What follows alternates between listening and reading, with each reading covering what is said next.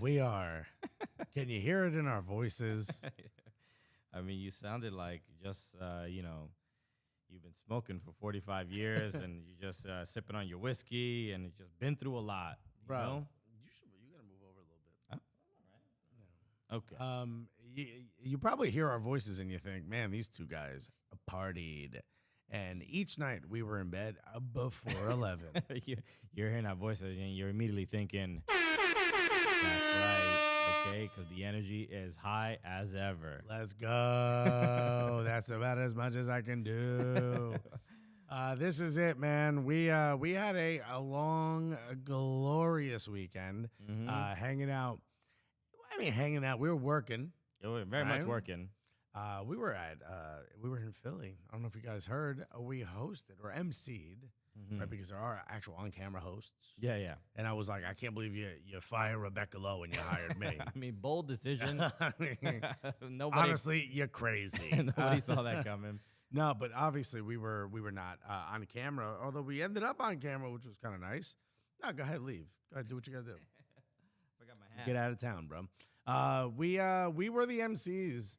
Which I don't think people understand how much work that is. Yeah, they You gotta talk a lot, dude. I know our life seems glamorous on Instagram, and it's just, we're constantly, driving Lambos. All right. Our lives are nothing but champagne, Lambos, and high-fiving Rebecca Lowe.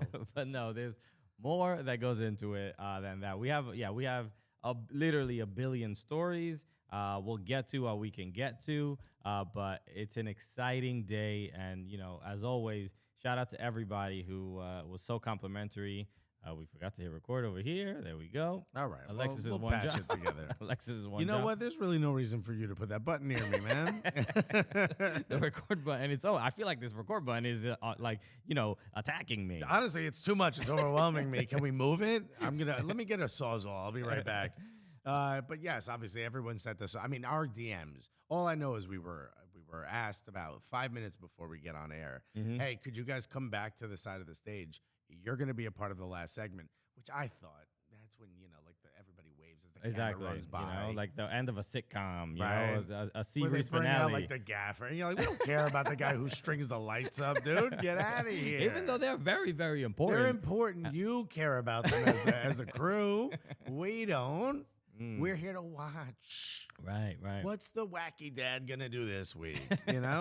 So, and the wacky dad is Rebecca Lowe in this situation. Right. So we're like, we're not gonna be asked to be on air. And then all of a sudden they start putting makeup on us, and I'm like, this is a lot. Oh yeah, we're like on air. Wow. We are on air. So they start putting makeup on us, and the lady was like, Alexis, damn, bro, you don't need any makeup. You good. And then, about 4 people worked on Christian. Right. I need a team. I said, get me Rebecca Lowe's team. I need everybody. All hands on deck. I heard people going, they're just pulling on a corner. I'm like, what is happening over there? Morgan Tenza in the chat is saying, how tired are you? I'm struggling this morning. You struggling, bro. Morgan Tenza. Well, anyway, we ended up getting on air. And the point was, when we got off, we did what? A 5-minute hit max? Minute and a half, 2-minute hit. The actual video itself, the hit itself, I think was about 4 minutes, but we were on for about a minute. And when we got off, we had about 17 DMs per second in that minute. Bro, people were hitting up. My phone got hot. Old girls from high school were like, yo, I missed my opportunity. I always believed in you. Never mind all that shit I said about not believing in you. I can't believe I jokingly wrote that in your yearbook, but how bro. silly am I, right? Such a goofball. Bro, this is how tired we were. I called wifey and I was like, I am not driving home today. It ended up only being about an hour and 40 minutes, but I was like, I can't drive. I'm exhausted. All I know is I went upstairs. I called wifey and I'm like, yo, we got the hotel room until Monday anyway, so I think we're just gonna stay. And I was like, I'm just gonna put my head down and take a nap. I woke up an hour and a half later to messages from Morgan saying, hey, I'm leaving. Would love to say bye. Alexis, Christian's like, I'll be there in 5 minutes. I just showered. And I'm like, Alexa, are you coming? And then the last message is from Christian going, I'm pretty sure he fell asleep. Yeah. And I just woke up. There was drool on both sides of my face. You know how hard you got to drool? Wow. You were like a geyser, And bro, a drool geyser. You know when it rains too much and the water starts coming out of the manhole? right. I think that's what happened, bro. Okay. I think I vomited drool in my sleep, bro. Is there a doctor in this chat? Bro, isn't that what got Jimi Hendrix? I don't know. I don't know how he died. I forgot how he died. There was some rock star that died from like choking on their own vomit or something like that. Oh, damn. That's why you always got to roll to your side, yo. Yeah, bro. Okay. When you drizz on. What's good, everybody? Welcome to the Cooligans. And maybe the energy might be a little bit different today. We are recovering from. We started already. Why are you starting the show? He's Christian Polanco. I'm Alexis every Guerreros. single time. Alexis, you're there's new people tuning in. We're in fifth gear, and you jam it back in a second. Gears are grinding. Literally, the one thing I asked to do on the show, Alexis is like, no, I refuse to do the normal thing. People do not know who we're. You know what? You know what I'll do in the future? I'm gonna put graphics. I'm gonna put our names on the broadcast so we don't have to do that. So look at that. Isn't that beautiful? And the people listening already know who we are. I'll work on that. Any graphic designers want to help me make some cool graphics on this program? The voice you're listening to is the sexy one, and then that voice. All I got is this sub goal counter. Okay, that's all. It ain't hitting. It's not really hitting. It's above. It's on Alexis's face. It's not. It's sitting on my hat brim, bro. It's hurting my neck. So you need somebody help us with this broadcast. Yeah, if you know anything about graphics, llámame por favor. But no, we're excited for today's show, and obviously there's clearly a lot going on, and we'll talk about our weekend. We also do not have enough time to really get into the bones of Turns out it was Jimi Hendrix who died on his own vomit. You see? I had a feeling. You have a weird knowledge of music, bro. Remember when I went to the dermatologist and I said to the lady, I'm like, I don't have to wear sunblock. I'm Latino. She looked at me and she goes, Jimi Hendrix died. Not Jimi Hendrix. Bob Marley died of skin cancer. And I was like, so what should I use? Like an SPF 75 or can I just lather myself up to an inch thicker? Exactly. So, look, we have to. Nick Red said, "Can't wait to hear Alexis complain about the graphics," and I will. So we're gonna talk about the wild weekend that we had. Obviously, save it for the Patreon, That's bro. what I'm saying. We don't have enough time. No. We feed Gully Squad first. Okay. Shouts to Gully Squad. When y'all hear the shit that happened this weekend, just the experiences we got an inside look into what it's like. You know when sometimes people hang out at a green room at a comedy club and we're all jaded and complaining about stuff and they're wide-eyed and bushy-tailed? Yes. Being like, I get to hear what comedians actually say. We got to do that, but for legendary footballers. It's the thumbnail, so you don't have to show it if you were. No, but I want to show it to the people watching right now because they're not looking at the thumbnail right now. But look at this, y'all. Look at this. Look at this photo. You're showing your other photos, bro. What if you took those are photos from the Fan Fest. What if you took a little nude, bro? That's what I call them. I call them little nudes. Little nudes. Because they're full dong, but they're real small. You gotta really zoom in. Okay.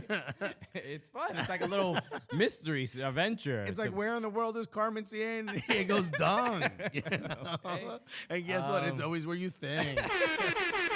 But no, look at this. Let's address this photo real quick because we took this photo. I did the right thing. I was just like, yo, we're watching Manchester United versus Newcastle. Right. And I'm sitting next to Alan Shearer, who looks like he is about to take a nap on my shoulder.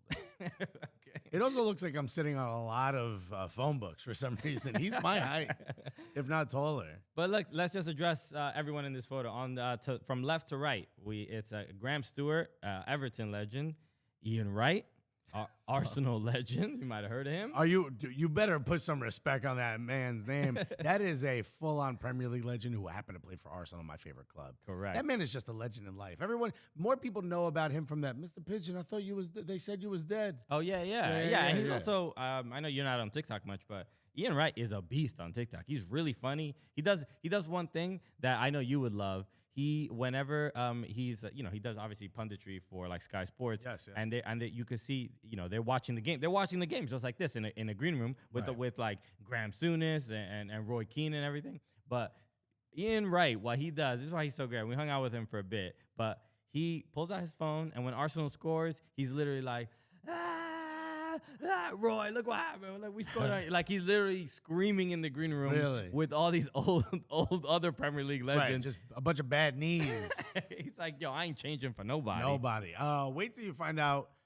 Gully Squad, if you're listening to this, go check out No Cap Recap because you got to find out what happened when Saka scored, bro. Yeah. It was crazy. So Patreon. I can't. I don't even know if I'm allowed to say this in public. You got to check it out. Patreon.com/soccercooligans. Get there immediately. But Ian Wright, and then to Ian Wright's left is Jason McAteer, who is a Liverpool legend. Liverpool legend, obviously Graham Stuart. Did you mention him? I did mention Graham Stuart. Yeah. And then obviously the two legends, the Cooligans, right there, just chilling. Yeah. We put the ends in legends, bro. Bro, so this photo makes complete sense and it's all good. Right? This is exactly what I think Ian Wright woke up that morning saying, "Man, I hope I get to hang out with 3 other people who played at an extremely high level and 2 comedians." Who happened to be yelling on a microphone for 7 hours a day. And then Alan Shearer on the other. Is Alan Shearer the leading goal scorer in the Premier League? No, he was. He was until, was it Aguero? Who was it? Who beat him? No, Harry Kane. Harry Kane beat him. Okay. Yeah.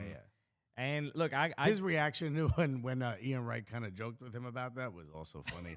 Save it for the Patreon. And that's the main thing to highlight is these guys, they make fun of each other. You think your tweets are funny?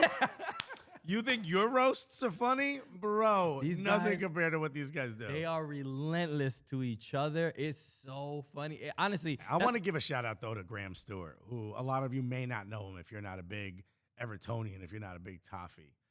But that dude, him and Ian Wright are 2 of the funniest people I've ever met. It is absolutely, Graham Stuart could hang. You drop Graham Stuart in a comedy club green room, no one in that room will know who he is. By the end of it, they'll assume he's like a big-time British comedian. Honestly. Really? His timing is impeccable. Dude. He knows when to change his cadence and his story. I was floored. And he don't shut up. We took that photo, and I wish we could have just like filmed that of us watching a game with these dudes. It was so epic. And so incredible. Like, honestly, it's one of those things where I'm like, I don't know how you don't feel this way, but sometimes I'm like, yo, is this real? I don't deserve this. I don't deserve to be experiencing this. No, you know what I think sometimes? I bet you Christian thinking this ain't real, bro. Nah, man. I was sitting in that, we were sitting in that trailer for a hot minute watching a couple of games, a couple of matches with these guys. Ana Yurka was there for a little bit as well. Shouts to Ana Yurka. She's from Telemundo. From Telemundo. She's one of the greatest people. And she's like she's like the homie now. Without a doubt. Bro, she was like straight up like, oh, Ian, you should be on their show. And then she like winked at me. I'm like, oh my God, Anna, we got to give you 20% of this now. But we were sitting there for a minute and I thought, man, I hope someone takes a picture. I don't want to be the guy to say, can I get a picture? Because then in my eyes, that makes it seem like, like we don't belong in this trailer or whatever. That's at least what I thought. And then Christian goes, this might be weird. I hope everyone's cool with it. You mind if we get a picture? And everyone's like, of course. I'm surprised. Thank you for asking. And I'm like, what? Yeah, because I'm 100%. My feeling is like, we don't belong here. Look, we need a photo to prove, because no one's going to believe that we were in this room. I should pipe up and ask for a photo to let everyone know I don't belong here. I started clinking a glass. I'm like, excuse me, everybody. I kissed Alan Shearer, which is not what he wanted when he did that. But it was a beautiful moment, and I'm glad we shared that together. Yeah. He won't stop texting me, though.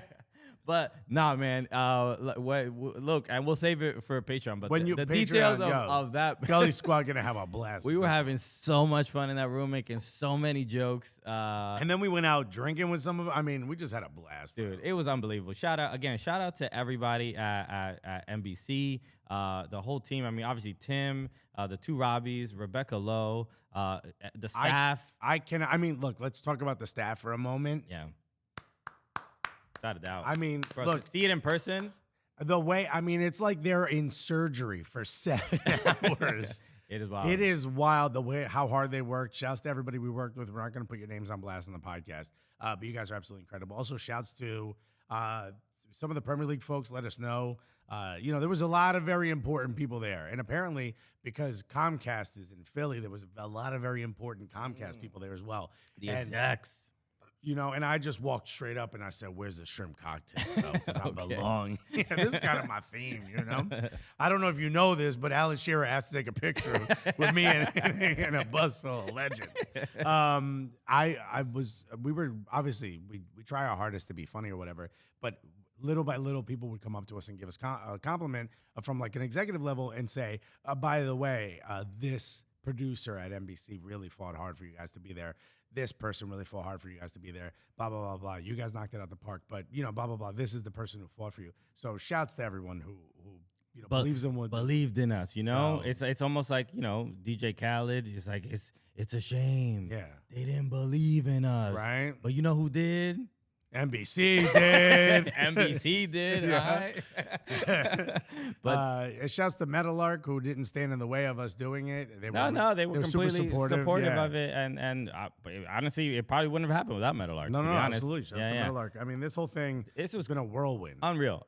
So it was so fun. Oh, and then obviously Tim Howard, Rebecca Lowe. Robbie Mustoe, Robbie Earle. Yeah, I mean, it was unreal. It was truly consummate professional. I mean, yeah, when you see them working, first of all, our call time, our call time for us was 4:30 a.m. 4:30 in the morning is when we had to show up. Be there for work at 4:30. And I know what you're thinking. We weren't allowed to sleep there because I would have very easily rolled out of bed and been like, "I'm here." And that's kind of how I walked in there. You saw what we looked like at 4:30. We were like, yeah, it was. We looked like Walking Dead characters. And the four cast members are like, "Good morning, everyone." I'm like, "What, you do this every week?" And when you went to sleep at like 5 p.m., how are you doing this? What, do they shut you off after the broadcast and turn you on in the morning? You see, I mean, their call time is earlier than ours. I know that. And when you see, and they got to sit in makeup for a while. Yeah, when you see how not only just how hard they work, but the constant notes that they're getting and the constant preparation, like they all really know their stuff. And they're told XYZ, and by every 5 minutes, Y is switching to Z, Z is switching to X. It's unreal just seeing.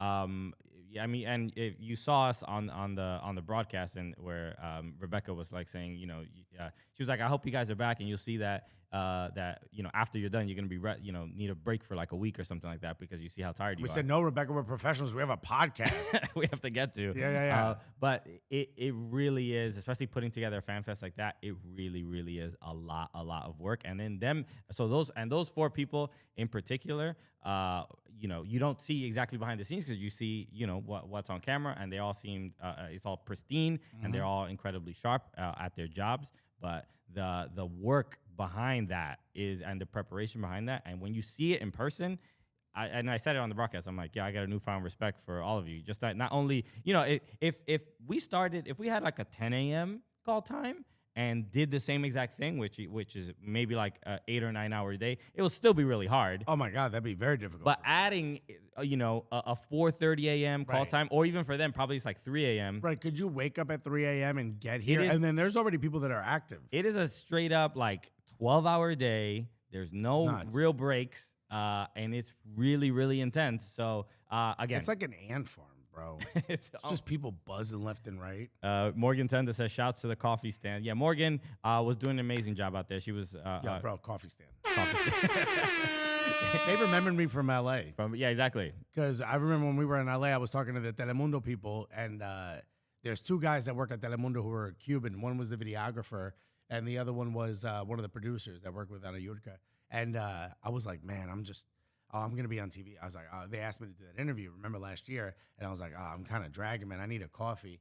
And I was like, I'm going to go to VIP. And then the guy goes, no. Why don't you go to where the staff is? They have Cuban coffee. And I mean, he didn't finish with coffee before I was already walking. I was like, what? And they had a coffee stand with these two Latino dudes who basically looked like our uncles, right? Yeah, they were great. Yeah. They were so cool. We were family immediately. Bro, as soon as he saw me, he goes, "Café Cubano?" And I was like, yeah. So, okay, Theo. Okay. But nah, dude, really, really great stuff. I'm like, I got a couple photos here just showing. Look, this what a ridiculous, bro. What is our lives? First of all, she looks happy to be there. And Rebecca Lowe knows who we are. Followed us on Instagram, bro. I mean, look, our wives are not that happy when they see us. Okay? My wife wouldn't even have Christian smile in this photo. But really, really cool. This is us doing our thing, talking to the crowd. Again, shout out to the crowd in Philly. They were just, it was fun being the heel, making jokes with them. Yeah. Mentioning that we were Giants fans. They hated that. That was great. They loved every second of it. They were booing us hard. Also, at one point, and if you're a Patreon, there it is. If you're a Patreon listener, you will see the context behind, you will hear the context behind this. Shouts to Gully Squad, because I actually tickled Tim Howard's calf. Right. Yeah. Oh, also, by the way, these are Morgan's photos, by the way. I forgot Shouts to mention Morgan Tenza, the legend Morgan Tenza. You see her in the chat. Make sure you follow her on Twitter and Instagram. I'm going to start calling her Morgan 11, You know what I mean? Because, she just does it at such a high level. Wow, really turning it up another You know notch. what I mean? That dog goes to 11. And we also met Morgan's mom, dude. That's right. Well, I met Judy already. You hadn't met her before. Nah. Oh, bro, she gave me the biggest hug. Yeah, she was great. I was like, bro, she said she made 3,700 cookies. And I'm like, and you didn't bring one of them to us, dude? Wow. It's an abundance of cookies. I know, bro. What you do with you got 3,699 isn't enough? And this is us on stage. You saw these photos. By the way, Morgan took 1,000. I started, I guess, vamping towards her camera while everyone, look at how everyone else is preparing and talking, and I'm just posing. And she's like, snap. But no, that's how we know we're like on the same wavelength. She's like, all right, I got to look out for the Cooligans right here. I give another thumbs up. I'm showing her the Arsenal. The guy in my ear, did you hear? He goes, I can't believe you're not showing your colors. Yes, I did hear that. And I'm like, bro, the jacket is the fit, though. I mean, the fit is way more important than any damn soccer team. I love this photo because I forgot what I was saying, but everybody's laughing, and then Robbie Mustoe just is licking his lips. Bro, can you look at that, bro? You know what happened? You sent one of your little nudes, dude. Okay. He found it, dude. But that was great. And then there's that last photo. This just, again, unbelievable. Just literally insane weekend. A moment that will live with me forever is when Rebecca Lowe said, you guys have been here all week. How about the job they've done? And the crowd went wild as opposed to like boo. Because like, we were messing with the crowd. We were kind of agitating them a little bit, playing, having a little bit of fun. Yeah. So it was. This is another one. Oh, it was me hugging Rebecca Lowe. Great. I'm behind them. You can't see me. No, you walked already. No. No. You walked already. I'm right there. Because you were in front of her. There's no way you would have. How did you not get a picture? You're Morgan Ninza, dude. How did you not get a picture of me hugging Rebecca Lowe? The NBC people, this photo. This was not Morgan's photo. But Morgan, then if you got a picture, look at this one. Morgan, if you got a picture of me hugging Rebecca Lowe or any of the guys, can you please text it to me right now? And I will put it on the show because Christian, once again, loves photos where I look like I'm half asleep or fat or way too fat.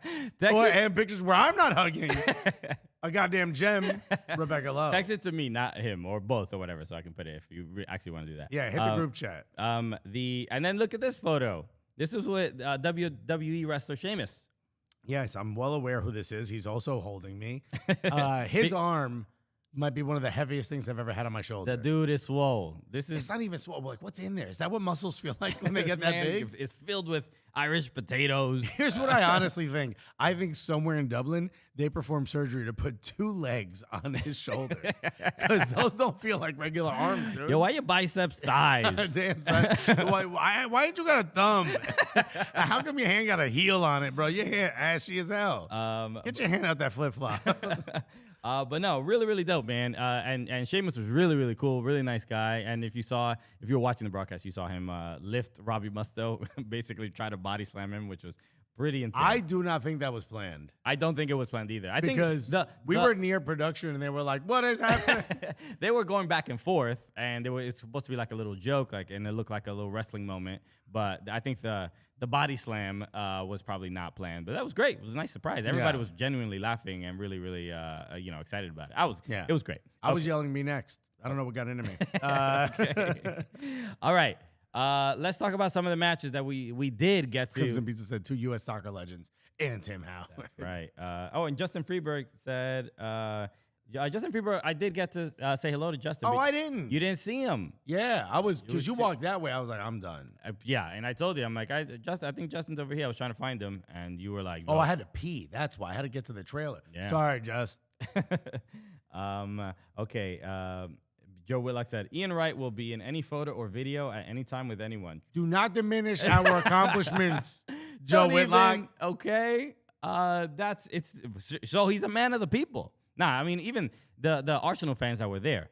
I mean, remember the Philadelphia Gooner guy Yeah. that asked for? I mean, you could tell how truly So happy. I think his name is Stuart. Yeah. Saw Great him- dude, great dude. Great guy. And thank you so much for the hat and the scarf. He saw him. He just happened to walk into the bar, and both of us are talking to. I see he's wearing all Arsenal. I kind of try to cover Ian Wright just because I'm like, I'm cognizant of like, yeah, you don't want to bother this guy. But then I see you were trying to steal that moment from him. I'm trying to right block Security. I'm trying to right block. But also, it's like Ian Wright's at a bar. You know what I mean? It's not like he's with his handler. Like you don't want someone to get bothered. By the way, we got the photo. Okay. Thank you, Morgan 12's. Oh, look at these. Wait a minute. There's none of me hugging Rebecca Lowe. There's just one of me being, I guess, brooding towards the camera. Put that on air. Show that. Okay. God damn it. This is so funny. Well, yeah, I guess okay, there's just two of them. All right, this is this one. I think, did I lose the connection? No. Anyway, so. No, still. Well, so this guy walks up. He happens to have his original Ian Wright. It's not working for some Of course, right? Look, this is what happens whenever it's about me. It went away. This is what Christian does, bro. This guy walks into a bar, and he happens to have in his bag an original Ian Wright kit. Yeah. That's his first kit he ever received. He's the head of the Philadelphia Gooners. And when he pulls it out, he asks Ian Wright, would you mind signing it? He even cut the collar off, just like Ian Wright used to do. And he said, would you mind signing it? And his hands were visibly shaking. And you could tell, like, he was just, what a lucky strike to walk into a random bar and happen to find the guy that made you want to love this sport. And at that moment, I'm like, man, this is what it's all about. Yeah, you know? it was really beautiful. He was genuinely proud and happy and like nervous. You could tell he was asking for those autographs. And when he looked over and saw who we were, he started shaking even more. He was like, bro, man, he collapsed. We had to call an ambulance. Right. He pulled out 2 microphones, which were the original microphones we used to use. Okay, so here's the photo. I got to work it. And it's me hugging Rebecca, but not you. It's just another photo of Christian hugging Rebecca. Just from another angle. It's all good. And then we have this one, but you about to dap up. What about? No, this. Oh, you didn't download the one of me brooding? No, I only got those 2. I didn't want to. All right, I didn't even see that other message. But this is what he does, y'all. I swear this is what he does. Here, I'll show you this way. There you go. Okay, I see it. All right, yeah. Look at this. Look at this sexy beast. Wow. God damn it. Okay. Let's. As always, anybody in the chat, if there's anything you want to make sure that we discuss, please. Christian was blocking it. That's what she put. I can get a photo of you hugging Rebecca Lowe. Christian was blocking. Christian was like, don't take a picture. Don't show this picture. I was, just like he's Ian Wright security. I'm Rebecca Lowe security. Like, no, she does not want to be bothered. By the way, shouts to Joey. Where is it? Gusto. Joey Gusto said, I got there at 6:15 and heard you guys already going crazy on the mic, and I couldn't believe how high your energy was.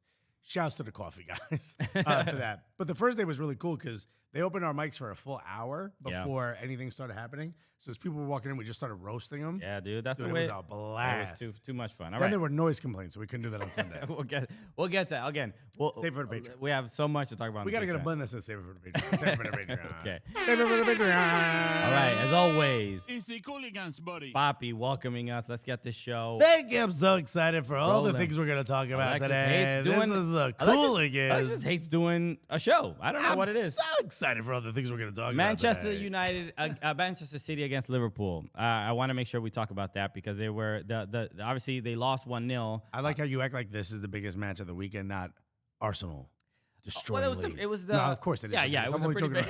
it was a pretty. I'm only joking around. Shouts to Liverpool. We'll Thank you get so to- much. We'll talk the Arsenal match because that. No, we better. Had a lot of controversy in it. But I think the expectation for a lot of people was that Manchester City was actually going to just demolish Liverpool because Erling Haaland is there, and that was clearly probably the safe assumption. Another incoming hat trick for Erling Haaland, and it was pretty much the complete opposite. Liverpool, they looked fairly sharp. I watched this match. I watched this match with some big legends, and I think the difficult thing is trying to parse exactly what happened, right?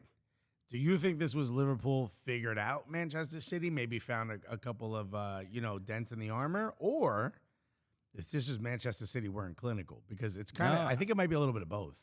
I think it's more like Liverpool is City's kryptonite.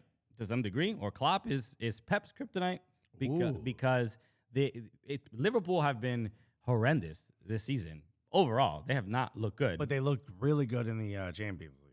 Yeah. And that maybe could be the springboard, you think? Yeah, but who's in their group in the Champions League? They're not like dominating. They were looking bad at the beginning. They're looking bad. I'm just saying in the Premier League. Rangers, I think they beat up on Rangers. They crushed them. But overall in Premier League, Liverpool have not been great. But there's something about City that they are perfectly prepared for, whether it's like emotionally or tactically. This is the game. I also think they needed to win that. They needed to make a statement. Right. Mohamed Salah needed to do something, bro. Yeah. He got that big old bag, and he hasn't done anything with it. I mean, he scored a whole bunch of goals in Champions League, right? Champions League. All right. In 6 minutes. man had 6 minutes. So look, he and Salah obviously got the game-winning goal. There was the controversy of VAR taking away the Foden goal because of a foul in the lead-up from Erling Haaland. I think VAR was right there. Yeah, there was a foul, but then VAR was pretty infallible all weekend. This was a good weekend for VAR. Outside of the is it because all those calls went my way? Outside of the Leeds Arsenal match where they literally the power went out and they couldn't communicate with VAR. Like VAR ended up being MVP of that game without a doubt. Like if there wasn't VAR in that game, it would have been like just an absolute nightmare. It was really impressive.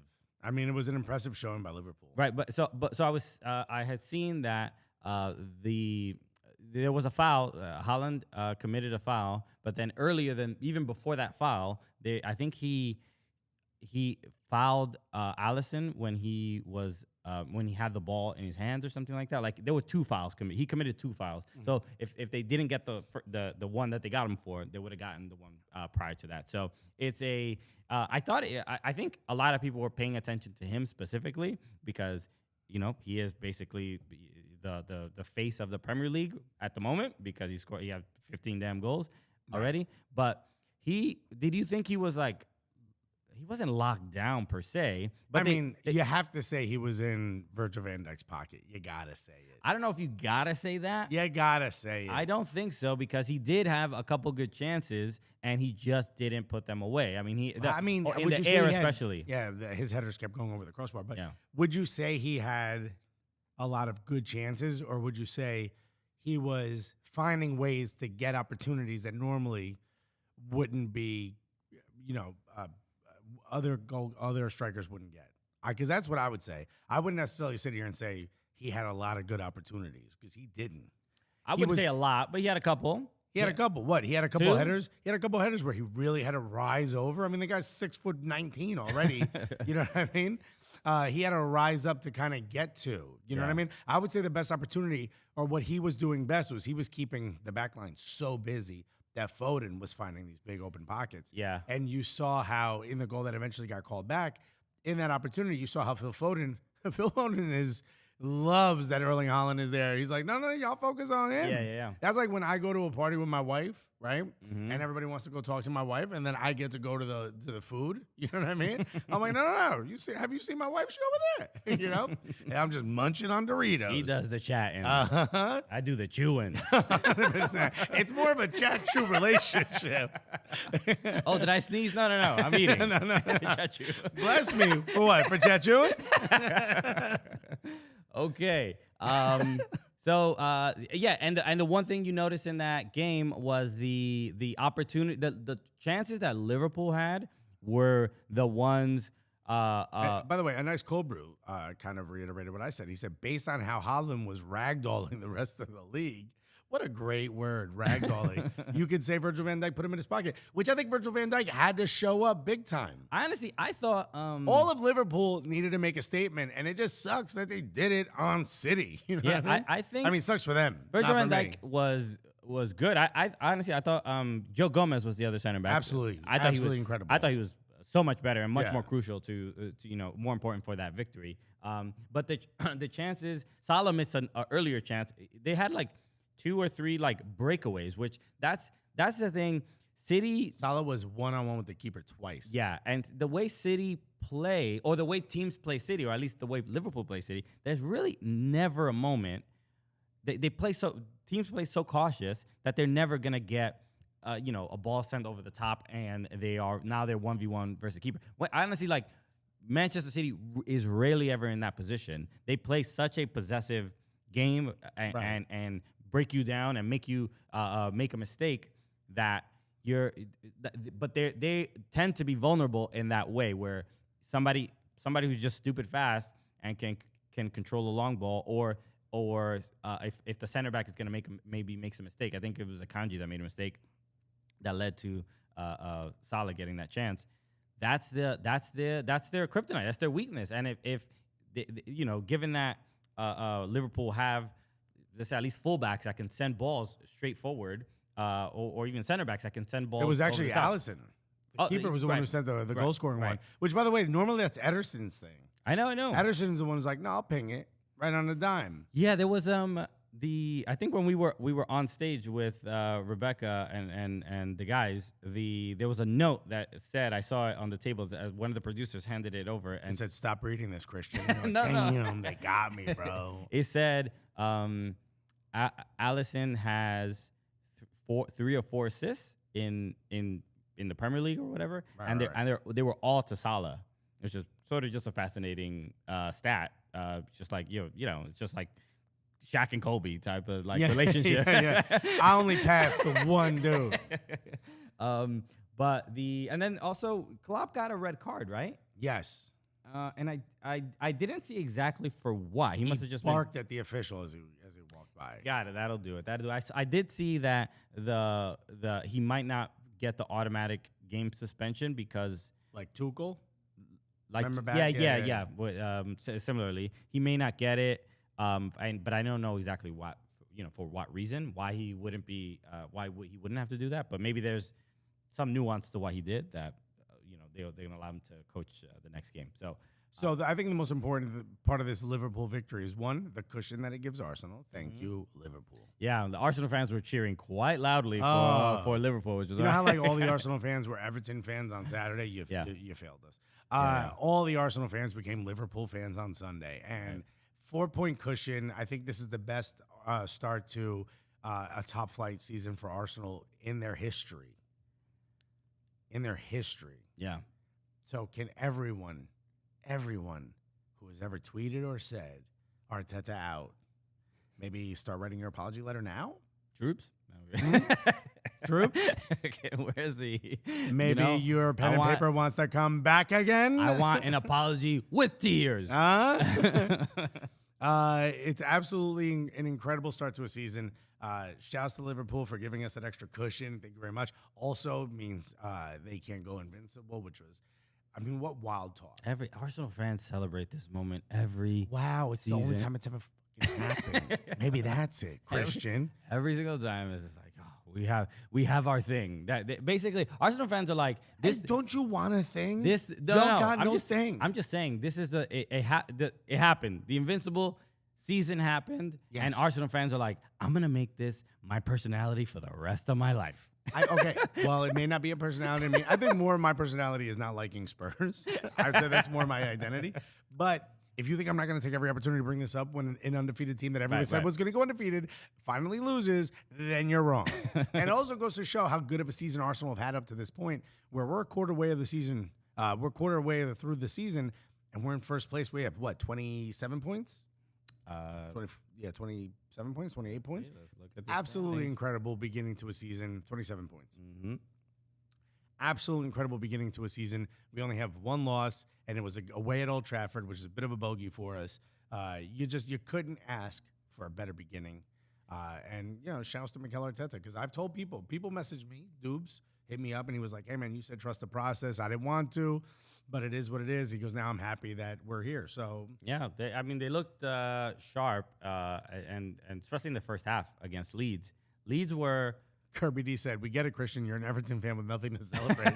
Okay, I'm glad that's coming across clearly, because that's his identity. That's 100% what I'm trying to convey to everyone. But let's talk about the Arsenal Leeds match. Saka scored the goal, and what an incredible goal! But incredible vision by Martin Odegaard.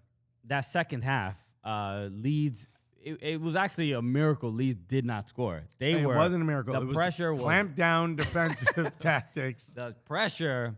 What is that? You're not on TikTok, but it's that meme or whatever. The pressure is getting worse. It's a great. Thanks, Dad. Nah, bro. What are you Have you talking guys about? heard it? Have you guys heard it? Literally, the young people. That's how they talk.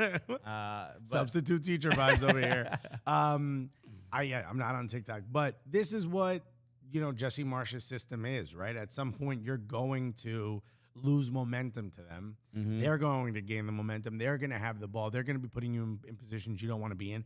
Their players are very rapidly coming towards you as you have the ball. You have to be sharper. Again, I think there were lessons that were learned from the Manchester United match, and I think lessons will be learned from this match. The benefit to that is we won this one. And when you saw the sustained pressure that we're putting on you, you're just like, what is that one piece they're missing? It might be Bamford, although. Well, yeah. I mean, he had that penalty miss was great opportunity. I think that would that have been his first goal of the season? I don't know. I mean, it was just a really poor I think miss. he was injured before the beginning of the season. But I think when you look at what this team is missing is someone that's clinical in front of goal. Bamford, I'm sure once he gets warmed up, he'll be fine. But thank God he was cold on that day. Yeah, I mean, look, the handball on Saliba was correct. I mean, he handled the ball. Here's what I don't like about it. There's a moment. It happened to Arsenal. No. There's a moment where he's kind of like, he's got his hand on the back of the other player and he's kind of ushering him. Mm-hmm. And that player just like quickly moves out of the way as the ball's coming. And that's when it hits Saliba's hand. Yeah. So it wasn't like he stuck his hand out to receive the ball. It's unfortunate. And I thought they changed the rule this season so that there was a bit more leeway with accidental handballs. I'm not saying that would have been one, but I thought that rule had been changed this season. I guess not. And my man caught it in his bread basket, dog. He caught it. It was a he had it like a Thanksgiving turkey, bro. He looked like he was about like a volleyball strike with his forearm. Spiked it, bro. He got it out of there. He cleared it, as far as I'm concerned. No, but as soon as your arm is in an quote unquote unnatural position, and it helps you control the ball, and therefore then I think Ramsdale picked it up. That's it. It's a handball. So fair handball. And Leeds deserved an opportunity to equalize in that game, and I thought that was a fair call. And thank you for failing. Yeah, I mean, so that moment was also a really cool thing because we were watching the penalty being taken with Ian Wright, and you saw that video, NBC Sports, and you see Alexis in the background watching it with him. I'm right behind Alexis. I don't think you see me in the video, but. Bro, watching that moment. We were tagged in it because I said to the dude who was filming, I'm like, I'm in that. You better tag me, bro. But to see that and to watch a penalty being taken with Ian Wright and see who's him, in front of the fans. Yeah, and celebrating was really, really dope. That was a really, really cool moment for both of us. But Bamford missing that is just... It's crazy. I mean, there's no other way to put it. More like Blamford, bro. I mean, if the keeper stops it, you're like, all right, the keeper stops it. But I mean, at this point, I think the keeper would have stopped it. I think so too. Yeah, Aaron Ramsdale would have had an incredible save. And I've said this before. I'll say it a million times. The pressure is all on the kicker. On the kicker. They're supposed to score.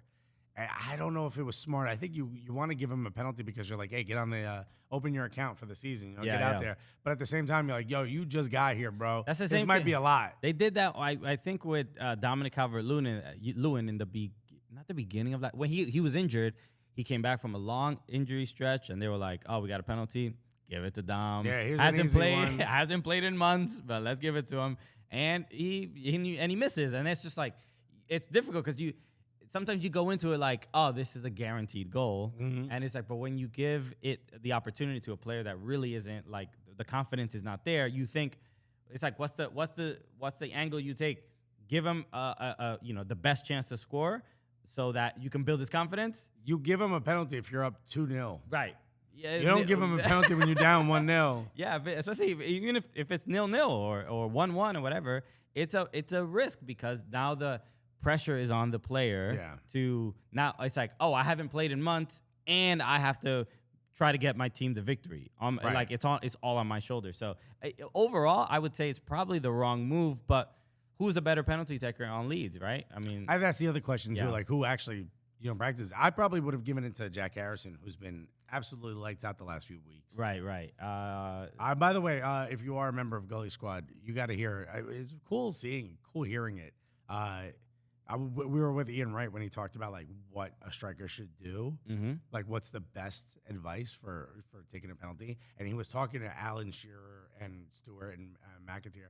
Like we weren't involved in the conversation, and just to hear all of them kind of give what their thing is was so cool. I was like, oh damn, yeah, dude. Y'all didn't want our input? What happened? Yeah. I was like, you know what I do, and they mushed me. And I'm like, yo, here's another bag of Doritos, dude. Doughboy Zero said, Leeds are like being attacked by a bear that have no teeth. They are the gummy bears. Hey. Wow. There it is, Doughboy. Tone it down, to be honest. Yeah. I don't know. A nice cold brew also said Tyler Adams is a menace. And Bay Araguna said Aronson was balling. It was actually kind of jarring to have my heartstrings pulled so much. Yeah. Because I got these guys on Leeds that I really care about, you know what I mean? And I want them to do well. And they did show really well. And I love whenever there was an issue, the first two people that were like pushing and getting in the face of the official and the other players were Tyler Adams and Brendan Aronson. No chill, bro. East Coast all day. No chill from these guys. And we were in Philly, so there were so many people that were rooting for Brendan Aronson. Paxton, his younger brother, was there, who, again, I'm telling you, is better than Aaron, bro. Wait till you see this guy. If you're a Premier League club and you're listening to this, one, don't you got better things to do with your time? And two, you should buy Paxton Aronson. But it was so cool to see just how involved they were with everything. Right.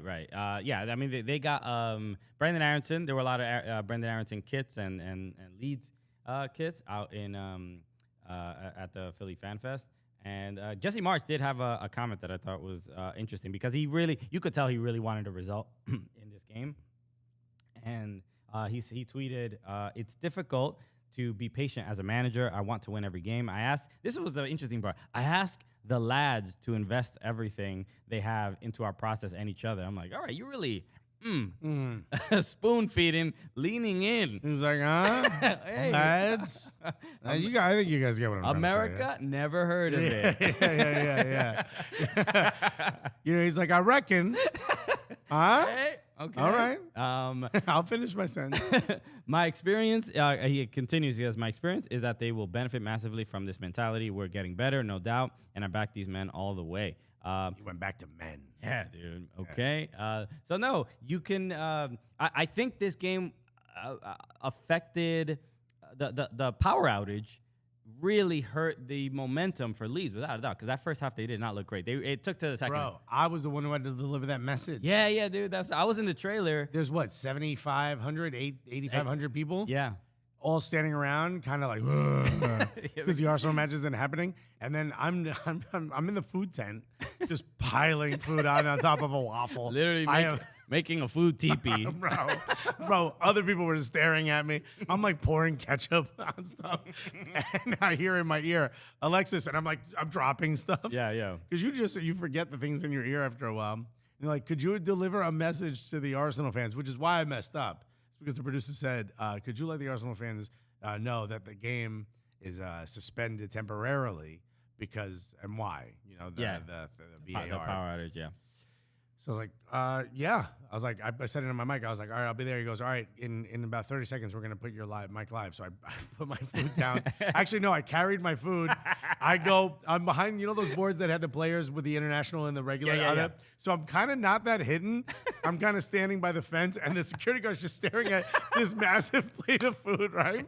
And I've got the microphone in my mouth, and he goes, your mic's live. And I'm like, dear Arsenal fans, I'm sorry to say that the match, because of the outage, the communication system, the officials cannot communicate with VAR. The match is suspended. And the guy goes, temporarily. I go, temporarily. And he goes, and Leeds fans too. I go, and Leeds fans, sorry, showed my true colors. And as this message is only for the Arsenal fans and the Arsenal fans exclusively. Let's be honest. Everyone else, cover your ears. There were 5 Leeds fans there, one of which was in Harry Potter. He ain't listening, right? Matt Lewis was there from Harry Potter. He's a great guy. Oh, Neville Longbottom was there. It was really cool as well. We got to meet him. He was cool. Don't say disrespectful. Oh, that was his name on the movie. So, I don't know how long your bottom is, my G. But, I walk away, and the security guy was just like, very sarcastically gives me a thumbs up. It was like, at least you didn't drop the food.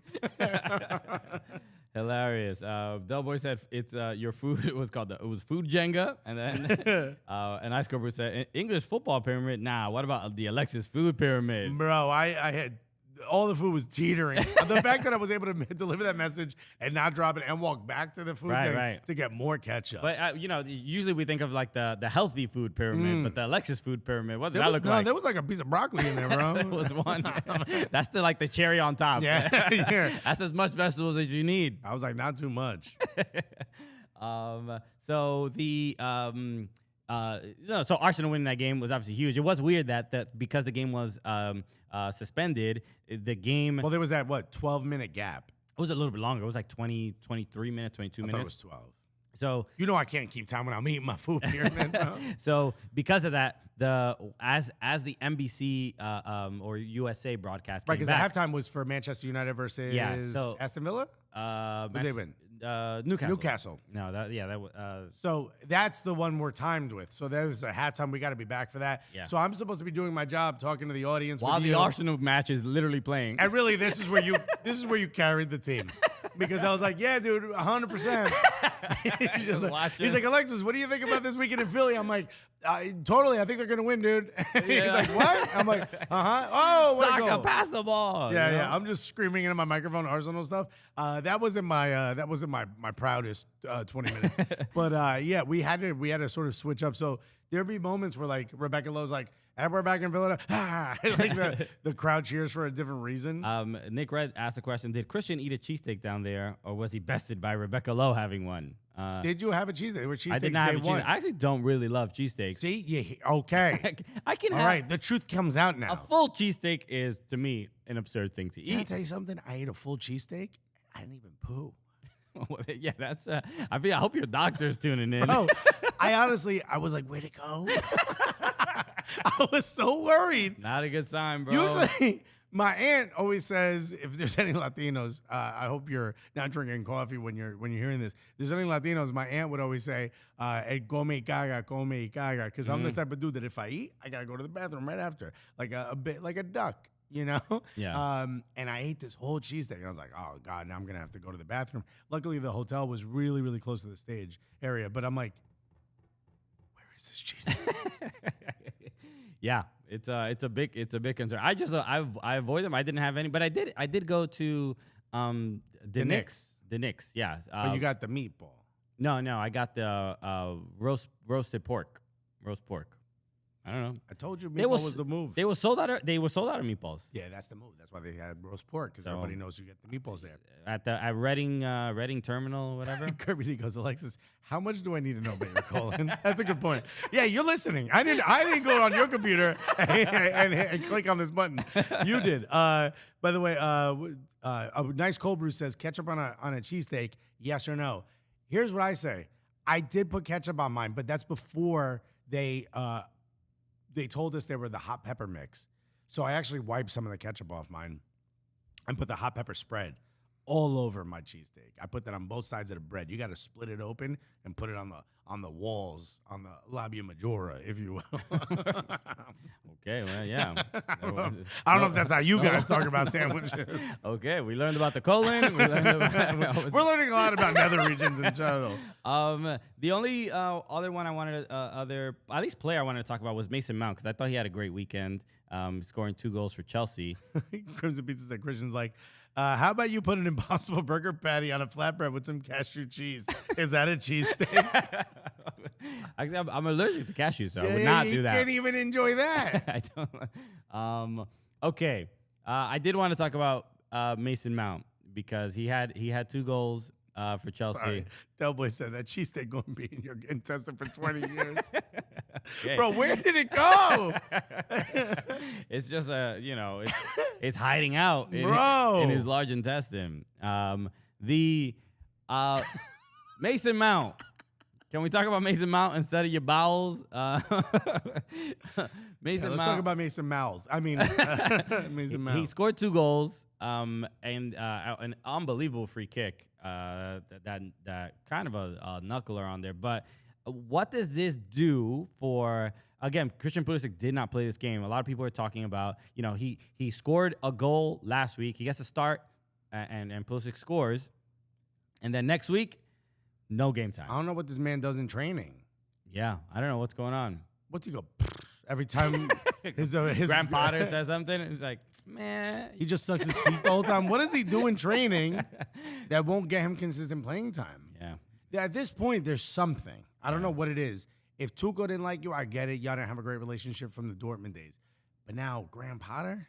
Yeah, dude. I was telling some of the Everton staff, I'm like, what? Who do I need to talk to? Yeah. Go sign Christian Pulisic. Do the right thing. You got a new stadium. Okay. What? Do I have to do this for you? You got a big new stadium. Okay. The kid already wears blue. The World Cup is in his home country. He's going to be the big name. And I mean, at the end of the day. I mean, it just works for all parties involved. You know? I honestly think. I mean, should I make the phone call for you? So, no, it's. I guess, look. It would be automatic if he went to Everton. Starting every game. And starting every game. He'd be beloved. He'd be a superstar. He'd be happy. He'd be starting every game. He'd probably play central if he wants to. Right. Because you need it. Yeah. No, he wouldn't. He's not a striker. He's not No, centrally in the midfield. Maybe. I think he's better out wide. He's probably better on the left or the right. Okay, I would say the left. Don't be quiet because Greg Berhalter listens, dude. He gonna play him He central. usually plays him on the left wing most of the time. He swaps. He goes in and out. He's Right. a little Insigne. Yeah. Even though Insigne's already pretty low. But but not as little as Lil News. Download the app, folks. Okay. God damn, it's another school bus. That's not the picture I'm trying. No. You picked the wrong little picture. So look, I don't know. U.S. men's national team Twitter is concerned about it, but it's hard to make sense of it. Del Boy said, as a Brit who went to Philadelphia and had a cheesesteak, both are highly overrated and could kill you. It's a good tweet. All right, well done. So I don't know. Look, I think we do this every week. We're wondering why he's not playing, and it's hard. It's hard to explain. But if Chelsea are winning, and they also did Eduard Mendy get injured? Is that why he's not playing? Because I don't think so. Kepa Arrizabalaga was in goal, and he had a fantastic game. So I wonder if look, it seems like Potter is maybe going in a different direction or trying things out, and maybe Pulisic is not completely like in his plans. I don't know. Look, realistically, this World Cup is going to be tremendous for Christian Pulisic. If he has a good World Cup. Mendy was originally injured when Graham Potter first got there, which gave the role back to Kepa, and apparently Kepa's kept the position. Yeah, as his name. He's looked pretty good. He looked good in that game as well. But I think Pulisic, if he has a good World Cup, I think it's either gonna force Chelsea to play him more, or maybe I don't know if he can force a move, but the transfer window opens almost immediately after the World Cup. Yeah. So as long as he has a good World Cup, I mean, this is people are talking about Juve in the chat. To me, it's only if you're not gonna play this player, you're the owner. You didn't pay it. You didn't buy this guy. You didn't spend the 60 million pounds or whatever it was. Sell them. Yeah. Let him have a chance somewhere else. Christian Pulisic has a book coming out right before the World Cup, which I can't wait to read. I want to know everything about. I wish we were friends because I'd be like, dude, don't do it. I'm dying to read this book so much because I want to know about his history and childhood and how he became the man that he is and all that stuff. Because I think it's gonna be a lot of interesting fodder to discuss. Don't do it, dude. Like books. Get them out of my house. It's not just that. It's like, damn, man. You know what they saying about you, bro. You really want to be talking? I want to know. I want to know. We'll see where he gets his views and values. I'm curious. Okay. Yeah, a nice Cobra said, I didn't even think about the transfer window being so close to the end of the tournament. January window is going to be wild. So many bum players that had one good tournament Bro, the stock are going to be sold for millions more than they should Bro, be. I got an assist at the World Cup. I don't know if you was watching North Korea versus Fiji, but I stood out. Okay. I am expecting higher wages than Erling Haaland, of course. Right. because he ain't even there. Right. Did you see me running around with a gun? That's allowed. It's allowed in that match. That's me, bro. So should I just show up to City Football Group or? So it's gonna be pretty intense. But look, I think everybody's gonna have a lot of recency bias after that World Cup. This happens at every major tournament. Somebody looks really, really good. Yeah. They get sold for a lot, and then people are like, you don't even know how to play the game? How'd you get in the country's national team? But it's like the person I always think of with that, at least in my recent memory, is James Rodriguez, because James got that goal against Uruguay, and that shit changed his trajectory in life. Bro. He was Dogecoin right before Elon Musk went on SNL. Everybody was like, who is this adorable Colombian man? He can dance. He's got a great smile. And he had that one amazing goal. So we got to give him a couple $100 million. And then boom, he's right at Real Madrid. Yeah. Just that one goal did it. And that's truly what can happen if you have a good World Cup. If you're laughing at Barcelona's transfer of Rafinha, one goal, by the way, then just wait for January transfer window. I thought Crimson Pizza said, Gully Squad Book Club? Imagine Alexa ain't going to be a part of it. I'll tell you that much. I got a book club. Here's a pamphlet to the soundboard we purchased. Does anyone have Cliff Notes? So a couple other things I wanted to make sure we discussed is let's talk about Barcelona a little bit, because they had a match they played against. Who they play against? I thought you were going to talk about the OVO kit. That's what I'm talking about. Yeah, but the OVO kit was on Barcelona, but they were playing Real Madrid. And before this game, they changed their shirt sponsor. Well, no, they didn't change it. Spotify is the shirt sponsor, right. And they want to honor some of their biggest acts throughout the rest of the next coming weeks. Right. So they're all, remember, those athletic kits that I forgot what movie.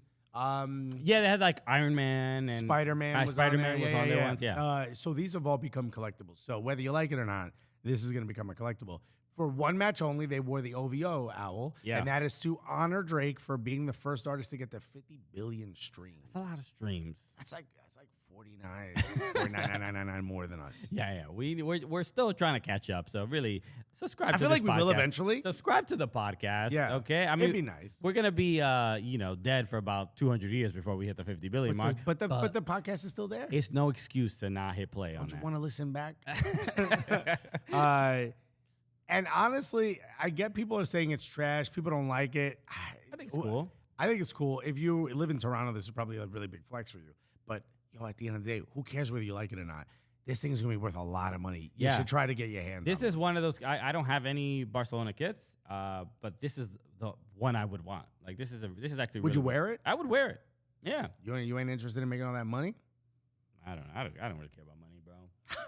Money's not important. Okay. Could we be more different?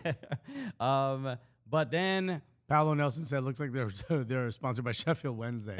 This has been the strike against that owl. Yeah. It's very clearly inspired. At least the line drawing of an owl. They're standing in the same direction. But then this was the interesting one that Drake, I guess, made a bet. No. Drake must have some type of offshore account with Stake.com because he will post really large bets on Stake.com. He has a Twitch stream that Drake does. I don't know if it's Twitch or it's YouTube Live. I don't know. Where other rappers will come over and from the same computer he's streaming from, he will place massive bets on a roulette wheel. Okay. Something like 2.3 million per hand, per roll. Per spin, yeah. Spin, whatever the thing's called. I don't play roulette. It's the dumbest game. It's got the lowest odds. He plays the Russian kind. Yeah. If you get it, it's spaghetti. So yeah, he places massive bets, and he decided, why not bet on the team that's wearing my owl? Yeah, and he bet what? It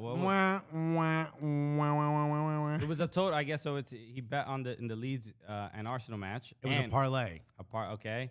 Which I don't understand betting. I still have to reach out to Mike Ryan Reeves to explain to me how betting works. I do not understand. But very simple. A parlay is both of these things have to go the way I said, or else you don't win. So or all the things I meant. But he put down $833,000 Canadian dollars, right? Which is, I don't know, 55 cents. I don't know how it works. I don't know how it works. It's about 18 stone, Brits, if you're listening. But he lost because Barcelona is They haven't activated the winning lever. They've Arsenal pulled their end of the bargain. Mm-hmm. And but Barca did not. And to lose $830,000 on a bet. I mean, look, I know I don't think he cared. They say, gamble responsibly, but this man, I mean, look, he doesn't have to be responsible. What's the equivalent of that to us? The man has $100 million home. So this would be like if we bet $833. $833 would hurt me Bro, for a couple months. You'd be like, Alexis, don't hit the buy-in, dude. Don't hit send. Bro, we better be hosting the Fan Fest for the next 30 years. Yeah. we better be Rebecca Lowe's agents if we gonna get this money. I lost $833 and I don't know if I'm gonna recover. Yo, you're gonna say Canadian money is just white pesos. The white peso is literally my favorite thing ever.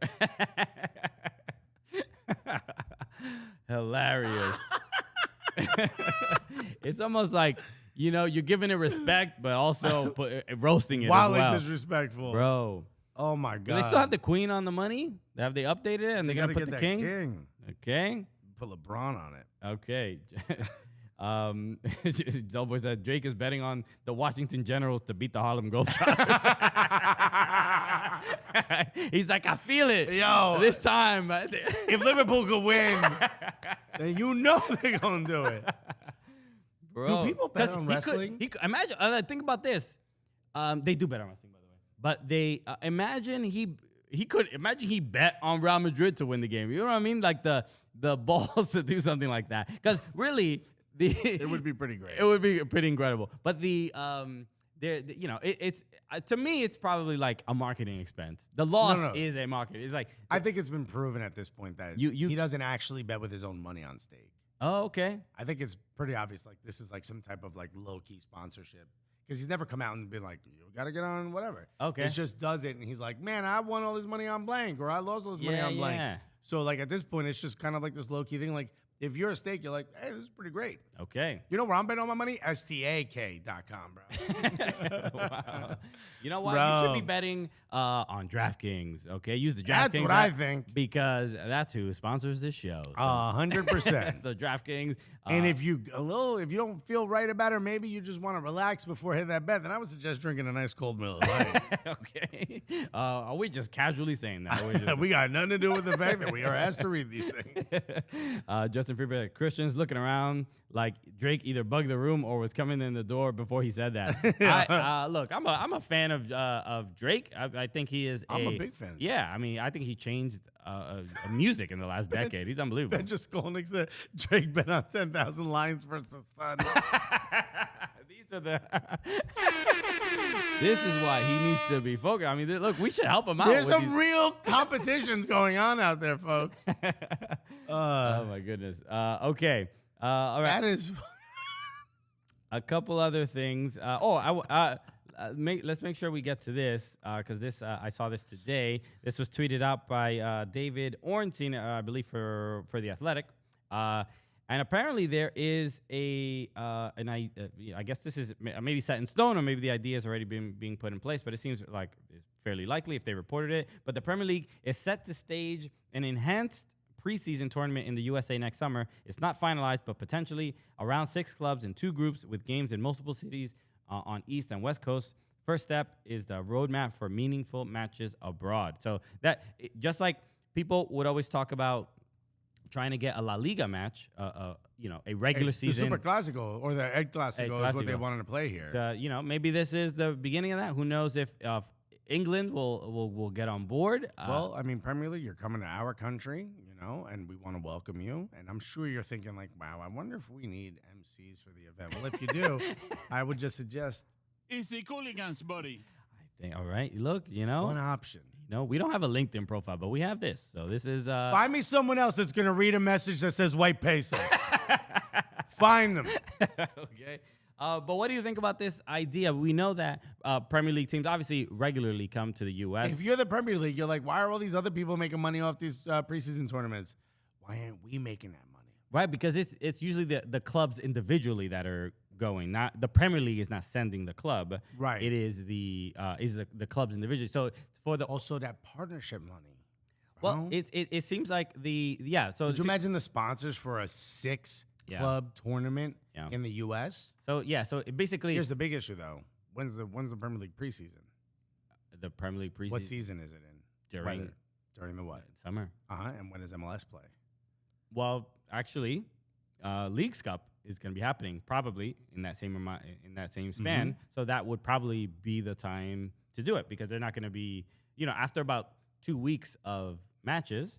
Obviously, there's not going to be that many matches for this preseason, but I think they can make it work, and it shouldn't interfere that much. There's going to be a lot of teams in Leagues Cup. There's going to be a lot of teams. Do you think this is a conversation being had at the MLS's headquarters right now? No. I think it'll be fine. No. I mean, like logistically, it'll be fine. I mean, do they compete with each other? Sure, of course. But I'm not. I don't think there's that much to worry about between this. Let's say Leagues Cup and a Leagues Cup or Premier League preseason. I think the Leagues Cup has the potential to be bigger than a Premier League preseason. I know we drove up from Philly together, but at some point, did you hit a vape pen that I don't know about? I'm just saying there's going to be. Did you drop a gummy? It's literally because let me tell you something. It's hitting. It's starting to hit. There's more matches. There's more Mexican teams that are going to be playing in the U.S. 100%. The Mexican teams will I would say usually draw better. You're thinking than fans.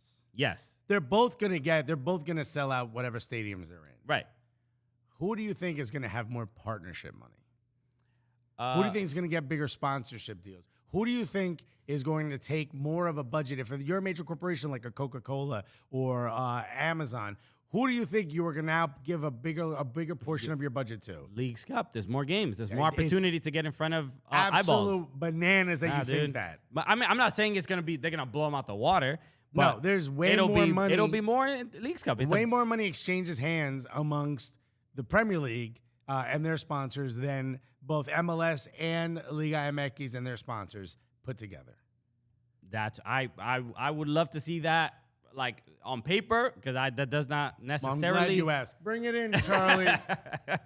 I don't know. I mean, generally maybe Premier League makes way more money partner-sponsored wise, of course, than Liga MX and MLS put together. Also, the TV rights deal will probably be bigger for this. Do you think the ratings are going to be wild for a preseason tournament? I think in America, inside this country, I think Leagues Cup will probably do well. Yes. But I think a preseason Premier League competition will do much better universally, across the board. Sure, I can this see thing that. is going to get more money in Europe. This thing is going to get more money in Asia. This thing is going to get probably comparable, if not more money in the U.S. for sponsorship and TV ratings. That is very much possible. I still think Leagues Cup is going to be a very significant tournament, and given that there's like 44 matches, there'll clearly be a lot of investment. But this is the first time Leagues Cup is happening. But we'll see how the tournament goes. So. Whatever. I don't want to talk business, bro. This is a business podcast now. Financial strategy podcast. But this is going to be huge. I guarantee you, Don Garber, when he read this tweet, he freaked out. Okay. I'm telling you. Let's get Don on the horn. See what he has to say. Let's just call him. All right. Donnie G. Can you leave a voice note for Don like you did for Pablo? Okay. So, all right. Anything else before People seem to be on my side on this. What's your side? What are they saying? The intelligence side.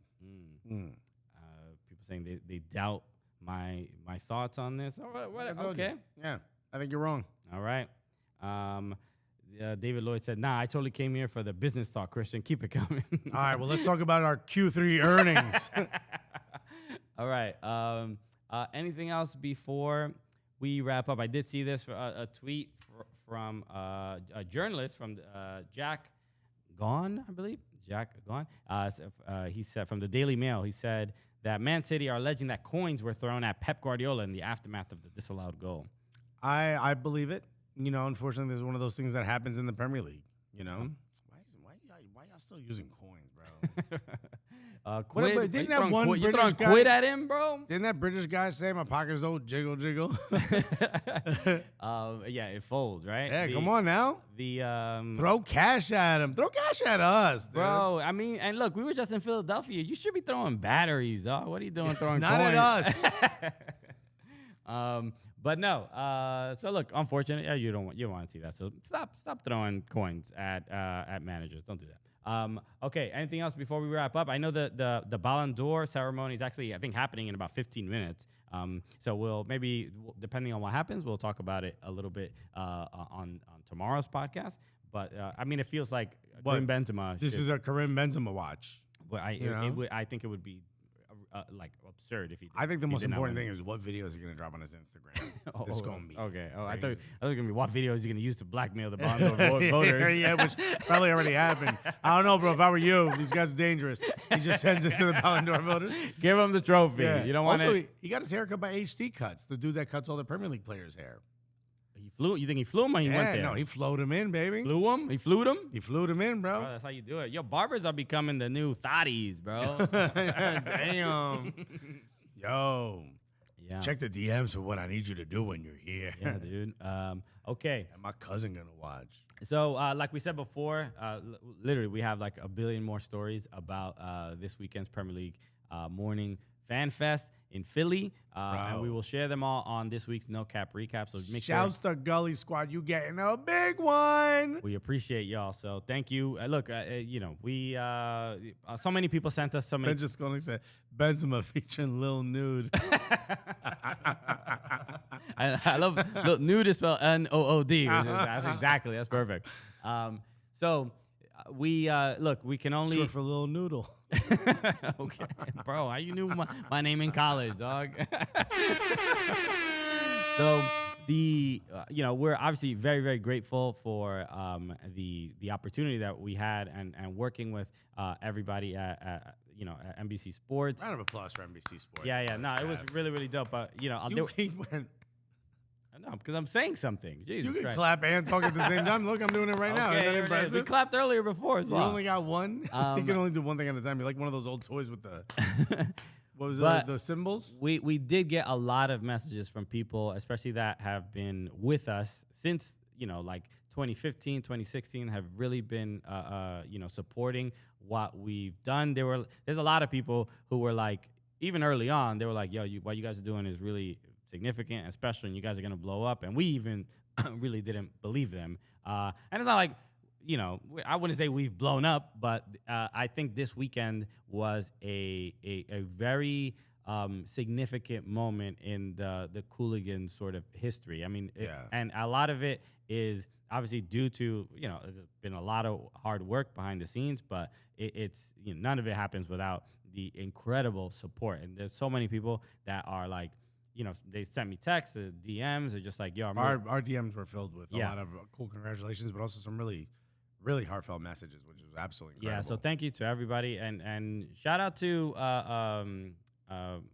Señorita Intelectual and Franca. They were there. She was there with her boyfriend, and there were a couple people who came up to us, and she did as well, and she said, she was like, oh, I only came here to see you guys. Yeah. Which is like, I mean, I could just cry, right? That's like just crazy. I mean, to us, thank you for lying to our face. Right. That's so cool. And they're like, we only came here for you guys. Do you know Rebecca Lowe? Like, is there any way we can get really a photo with her? much more famous people here. Yeah.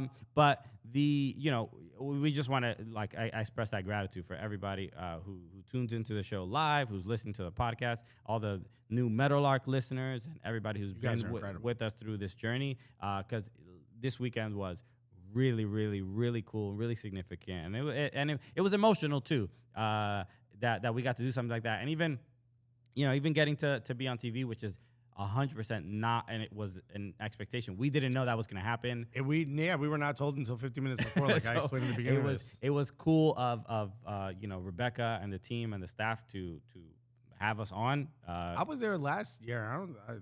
In LA, and I don't think that MC got on TV. Yeah. So that was. I didn't even think it was there the same day. That was really, really, really dope, and I just want to make sure people know how significant and important that was to us, and that doesn't happen without Cooligans fans, Cooligans supporters. There was so many messages that we received when we were on stage that as soon as I got off, we were just like, whoa, we were just on TV, which was so cool for us. And I looked down and I actually had a message from a homie from Newark, who was it was very touching, it legitimately almost made me emotional. He has him saved in his phone as homie from Newark. Yeah. I don't know his real name. We don't use government names. No, he said like, yo, first thing I saw was people. It was a picture of us. He was watching TV. He said, people from where we from don't do this, and you're doing it. Yeah. And it was, it hit hard. I had to take a second because I was just thinking about, how hard this journey has been, and not that we're anywhere near the top or anything, but clearly these last few weeks have been really, really, momentous. There were so many things that have been happening, and to have it just continue and for this to be happening was just absolutely insane. Yeah. So thank you for everyone at NBC who believed in us, because without y'all, I'm pretty sure the Premier League was like, we don't want a comedian. You've heard them, right? Right. So this was really cool that, whoever went to bat for us, you know who you are. Thank you. And also, when you look at that, you just look at that picture of all of us on stage. It's just like, yo, I'm Dominican, you're Cuban. It was, the Hispanic Heritage Month just wrapped up yesterday. We shut it down. Okay, what a way to wrap it. Nah, it really is like, not only is like, kids from Newark and kids from Brooklyn don't necessarily get to do stuff like this.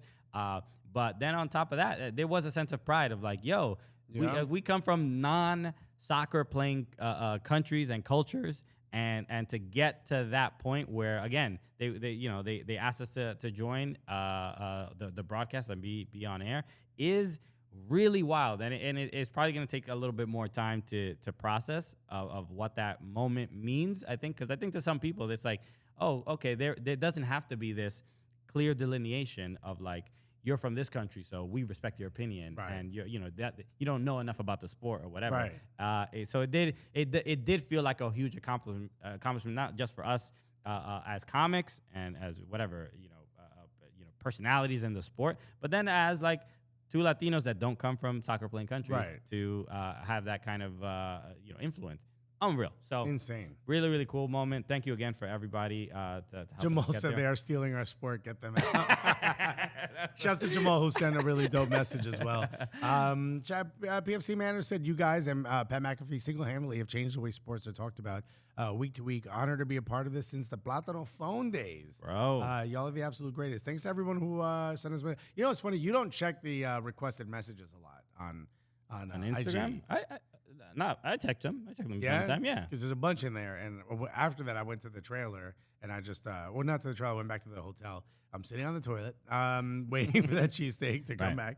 And I checked it, and somebody had sent a message like 13 weeks ago that said, like, Americans have absolutely no right to give their opinion on this. I saw that, yeah. We talked about that. Yeah, did you? I didn't delete it, I think. You didn't delete it. And I just sat there and I just kind of giggled. I was like, if only you knew. If only you knew, buddy. I hope you have NBC. Right.